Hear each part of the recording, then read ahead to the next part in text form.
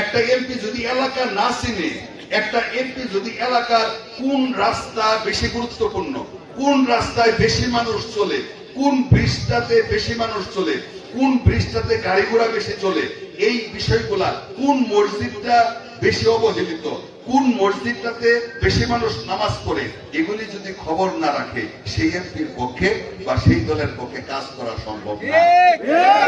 তো সেই জন্য আমি মনে করি অতীতের এমপি সাহেবরা শুধুমাত্র ক্ষমতা ভোগ করছে, শুধুমাত্র এমপি হয়েছে নিজেদের সুখের শান্তিতে থাকার জন্য, কিন্তু সত্যিকার অর্থে এলাকার মানুষের সঙ্গে তাদের কোনো সম্পর্ক ছিল না, কারণ তাদের কোনো জবাবদিহিতাও ছিল না। তারা জানে জনগণ লাগবে না, কারণ বিগত সময়ে নৌকা প্রতীক পাইলেই 80 ভাগ পাস, আর বাকি 20 ভাগ পুলিশকে পয়সা দিয়ে ভোটটা বাক্সে তোলা। এই অবস্থা কিন্তু 15 বছর ছিল। সুতরাং আমি অনুরোধ করতে চাই, বিশ্বাস করেন আজকের এই ভরা মাহফিলে এই বিশাল পথসভার জনসভা হয়ে গেছে।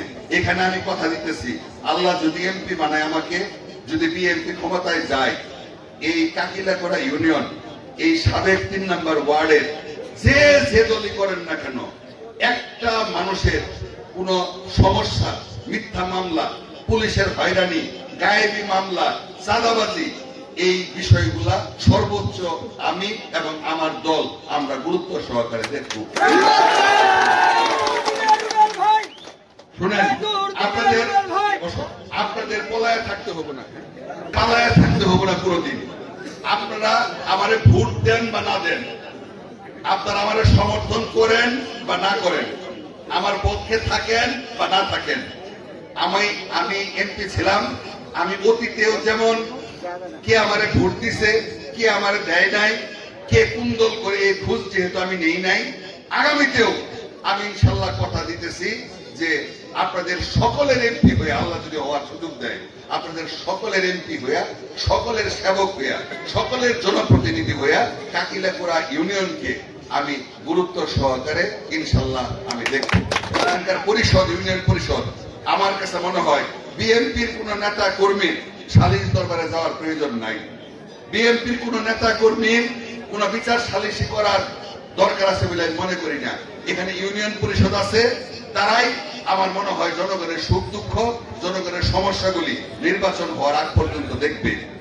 তারা যদি কোনো ভুল করে, সেই ক্ষেত্রে আমরা তাদেরকে সংশোধন করার জন্য আমরা কথা বলবো। কিন্তু আমি সেই কথাটি আবারও বলি যে এখানে আপনারা এই এলাকা ঐক্যবদ্ধ, কাকিলাকড়া ইউনিয়ন এবং সাবেক 3 নম্বর ওয়ার্ড, আপনারা এখানে বারবার আপনাদের জনতা কর্মী এবং আমাদের হাতে কোনোদিনও অনিরাপদ থাকবেন না, অনিশ্চয়তায় থাকবেন না, নিরাপত্তাহীনতায় ভুগবেন না। আইন শৃঙ্খলার কোন পুলিশ বাহিনী আপনাদের সঙ্গে দুর্ব্যবহার, খারাপ ব্যবহার, ঘুষ, দুর্নীতি, এগুলি কোনো প্রশ্রয় আপনাদের কাছে পাবে না ইনশাআল্লাহ। আমি আমার কথা না বাড়াইয়া কাকিলাকড়া ইউনিয়নকে আমরা বিএনপি ক্ষমতায় গেলে আমাদের নেতা তারেক রহমান সাহেব, ওনার মাধ্যমে, ওনার অনেক বিশাল পরিকল্পনা বাংলাদেশটাকে সুন্দর করার জন্য। আপনারা 31 দফার কথা আপনারা জানেন, এই 31 দফা বাস্তবায়নের জন্য উনি আপ্রাণ মরিয়া হয়ে চেষ্টা করতেছেন।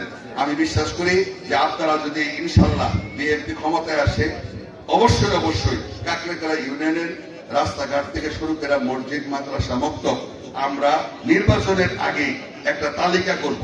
ওই তালিকা মোতাবেক আমাদের নেতা কর্মী আমরা আপনাদের সঙ্গে ওয়াদাবদ্ধ হব। বিএনপি ক্ষমতায় গেলে প্রথম বাজেট থেকে শুরু করব আমরা এলাকার উন্নয়নমূলক কর্মকাণ্ড করার জন্য।